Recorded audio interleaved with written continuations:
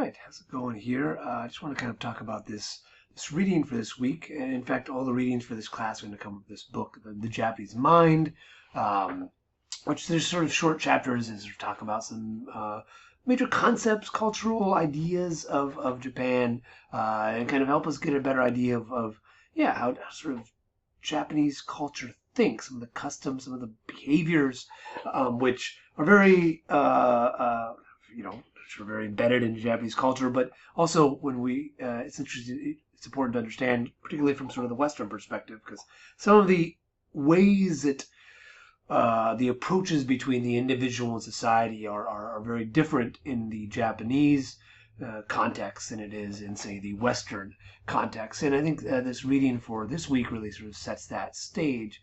And these two sort of concepts of Honne and Tatemae, which are sort of the distinction between sort of the personal, what you believe, and your sort of intentions, ideas, versus tatemae, sort of socially oriented intentions. And really, this it's important to understand this because it's sort of the opposite of the way that the Western perspective operates, right? In the West, it's sort of individualistic, right? That, okay, this is what I want, this is what I need to go get it, right?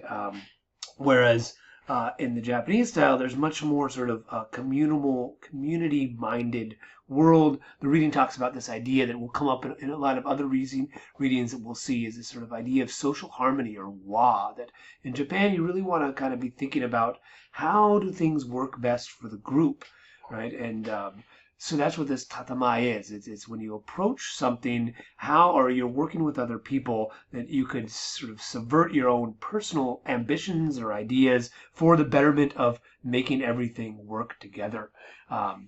There's a saying in Japanese that says the nail that stands up gets hammered back down, right? People kind of want to stay sort of conformist, and that's really sort of helped, as we see in other readings, kind of that's helped Japanese throughout their history kind of work together, and we'll see how that works out when we get some other readings. But I think from the Western perspective, this is a little bit hard to grasp that that kind of to suppress your personal ideas for the betterment of everyone. So if you have, I think there was an example, a couple examples in the reading. One, if you're at somebody's house and they offer you like, hey, why don't you stay for dinner? In the West, right, it'd be like, oh, great, yeah, sure, that sounds great, thank you. But actually, that's kind of like trying to be a polite way to say, hey, it's kind of time to wrap this up. We're about to eat now, and we'd kind of like you to leave, right? And there's a lot of ways, there's a lot of subtle communication in Japan, language-wise, but also by, sort of intention-wise. It kind of, you got to be sort of aware of that when you're in Japan. If you're working, particularly if you're with groups, that you kind of need to be mindful that you're not saying, be too forceful. And you can say, hey, maybe we should go to a movie tonight.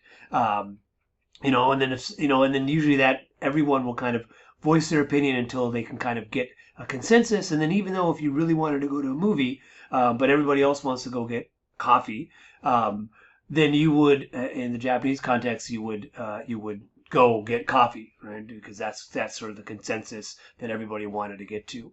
And this idea that you're trying not to, even though it's your opinion and your idea, you don't want to upset those around you. So then again, this is very different. Where in America, if you say I want to go to a movie, and maybe you okay, some of the group would say, all right, I want to go to a movie. Other people in the group would say, I want to go to coffee, and you just kind of split up and do your things. But in Japan, no, you do kind of work, see where that, see how everyone kind of work together. Maybe you would, go to a coffee this time, but again, in Japanese, people would understand that and sort of remember, okay, well, this person said they want to go to a movie this time, but we've consensus going to a coffee this time. Well, then maybe next time, right? So there is sort of a forward thinking, right? Then, okay, how can we, if we're going to do it this way, how can we then switch around and come back again? And again, it's all sort of trying to deal with through social harmony, keep everyone together. And this is a little bit different. We'll talk about a little more stuff about sort of concentric circles of relationships, between family, friends, and greater society. Each one of those have their own sort of Honne and Tatemae relations.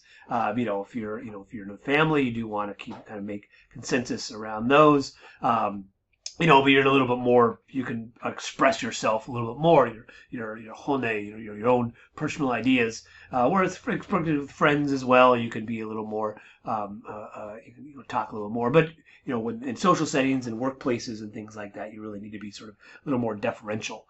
I think really what that comes into from the Western perspective sometimes it can be a little confusing is this avoidance to say no, right? In Japanese culture, you rarely say no, I don't want to do that, right? Or no, that doesn't work.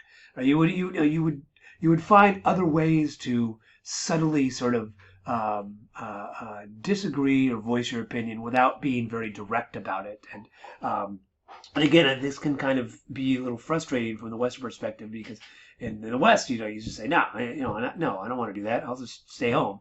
But I mean, that would be very offensive, right? Just to say that in Japanese, you would want to, I think that the examples say maybe put in a little white lie there that, oh yeah, I would really want to go meet with you guys with coffee, but today I need to study today, right? And so you're not saying no, you're finding another way to work your way out of that.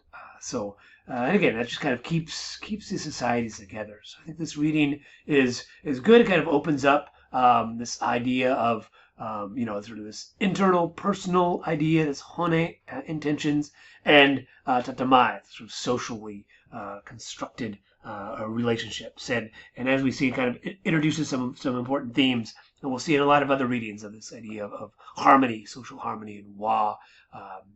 And also kind of, it's our first sort of reading of where it is, the Japanese cultural approaches to relationships is very different than the Western approach. So just keep that in mind. And if you're ever in Japan, just, and particularly working in groups, just kind of be aware that the conversations that are going on are though sometimes from the Western perspective a little long-winded. Just be patient and see how everything can kind of work out to create a consensus.